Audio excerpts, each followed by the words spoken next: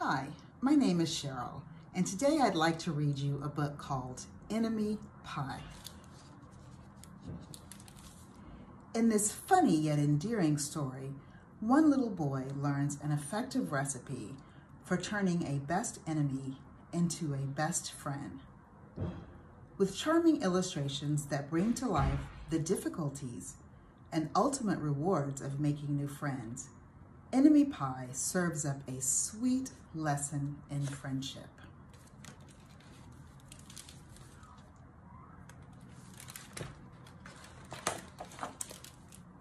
It should have been a perfect summer. My dad helped me build a treehouse in our backyard. My sister was at camp for 3 whole weeks, and I was on the best baseball team in town. It should have been a perfect summer, but it wasn't. It was all good until Jeremy Ross moved into the neighborhood, right next door to my best friend Stanley. I did not like Jeremy Ross. He laughed at me when he struck me out in a baseball game. He had a party on his trampoline and I wasn't even invited, but my best friend Stanley was. Jeremy Ross was the one and only person on my enemy list. I never even had an enemy list until he moved into the neighborhood. But as soon as he came along, I needed one. I hung it up in my treehouse, where Jeremy Ross was not allowed to go. Dad understood stuff like enemies. He told me that when he was my age, he had enemies too. But he knew of a way to get rid of them.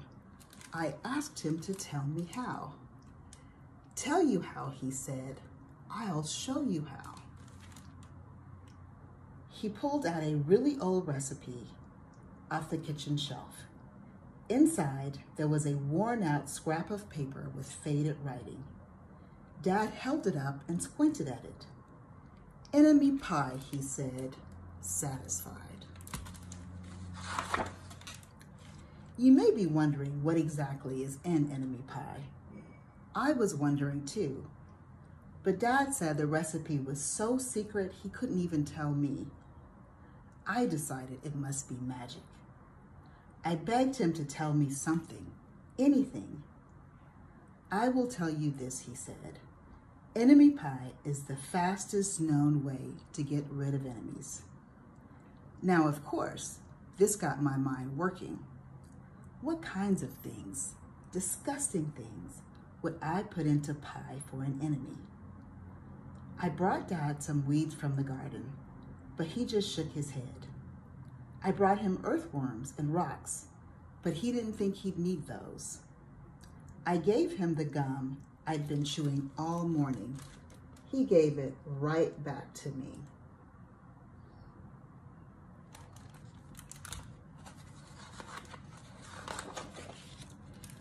I went out to play alone. I shot baskets until the ball got stuck on the roof. I threw a boomerang that never came back to me. And all the while, I listened to the sounds of my dad chopping and stirring and blending the ingredients of enemy pie. This could be a great summer after all. Enemy pie was going to be awful. I tried to imagine how horrible it must smell, or worse yet, what it would look like. But when I was in the backyard looking for ladybugs, I smelled something really, really, really good. As far as I could tell, it was coming from our kitchen. I was a bit confused. I went in to ask Dad what was wrong. Enemy pie shouldn't smell this good. But Dad was smart. If enemy pie smelled bad, your enemy would never eat it, he said. I could tell he had made enemy pie before. The buzzer rang and Dad put on his oven mitts and pulled the pie out of the oven. It looked like plain old pie. It looked good enough to eat. I was catching on. But still, I wasn't really sure how this enemy pie worked. What exactly did it do to enemies? Maybe it made their hair fall out. or their breath stinky. Maybe it made bullies cry. I asked Dad, but he was of no help. He wouldn't tell me a thing, but while the pie cooled, he filled me in on my job.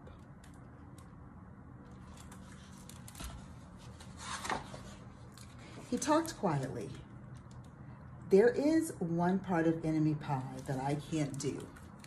In order for it to work, you need to spend a day with your enemy. Even worse, you have to be nice to him. It's not easy, but it's the only way enemy pie can work. Are you sure you want to go through with this? Of course I was. It sounded horrible. It was scary, but it was worth a try. All I had to do was spend one day with my enemy, Jeremy Ross. Then he'd be out of my hair for the rest of my life. I rode my bike to his house and knocked on the door.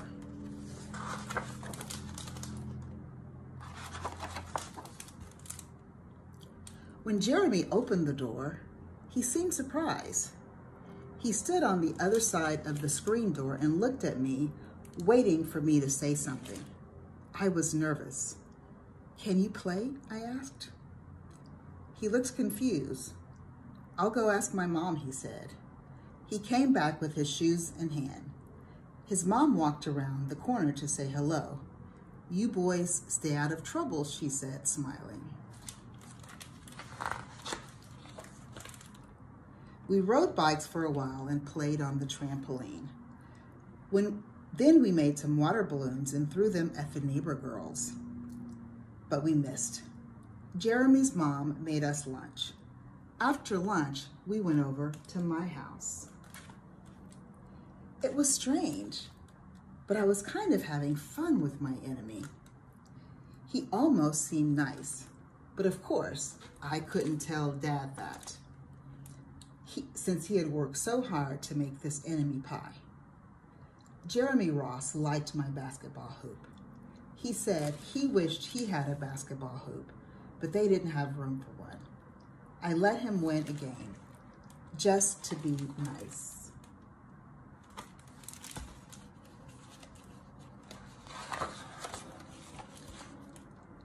Jeremy Ross knew how to throw a boomerang. He threw it and it came right back to him. I threw it and it went over my house and into the backyard. When we climbed over the fence to find it, the first thing Jeremy noticed was my treehouse. My treehouse was my treehouse. I was the boss. If my sister wanted in, I didn't have to let her in.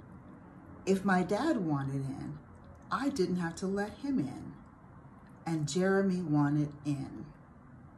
"Can we go in?" he asked. I knew he was going to ask me that, but he was the top person, the only person on my enemy list, and enemies aren't allowed in my treehouse. But he did teach me how to throw a boomerang, and he did have me over for lunch, and he did let me play on his trampoline. He wasn't being a very good enemy. "Okay," I said, "but hold on." I climbed up ahead of him and tore the enemy list off the wall.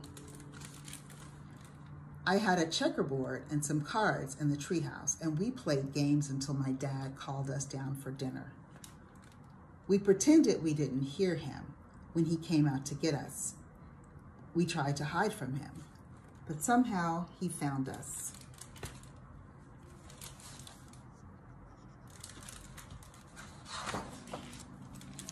Dad made us macaroni and cheese for dinner, my favorite.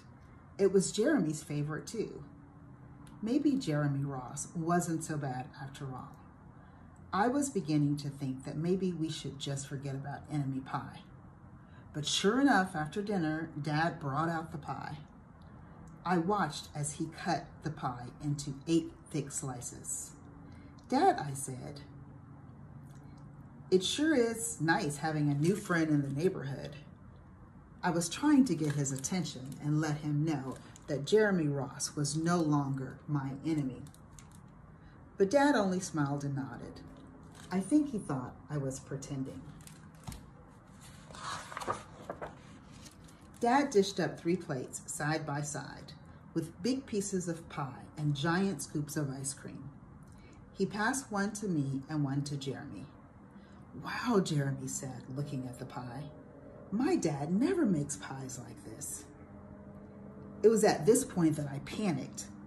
I didn't want Jeremy to eat enemy pie. He was my friend. I couldn't let him eat it. "Jeremy, don't eat it. It's bad pie. I think it's poisonous or something." Jeremy's fork stopped before reaching his mouth. He crumpled his eyebrows and looked at me funny. I was relieved. I had saved his life. I was a hero. "If it's so bad," Jeremy asked then, "why has your dad already eaten half of his pie?" I turned to look at my dad. Sure enough, he was eating enemy pie. "Good stuff," he mumbled through a mouthful, and that was all he said. I sat there watching them eat enemy pie for a few seconds. Dad was laughing, Jeremy was happily eating, and neither of them was losing any hair. It seemed safe enough, so I took a tiny a tiny taste. Enemy pie was delicious. After dessert, Jeremy rode his bike home, but not before inviting me over to play on his trampoline in the morning. He said he'd teach me how to flip. As for enemy pie, I still don't know how to make it. I still wonder if enemies really do hate it, or if their hair falls out, or their breath turns bad. But I don't know if I'll ever get an answer, because I just lost my best enemy.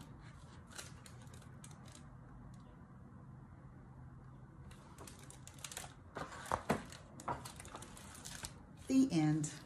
Thanks for listening.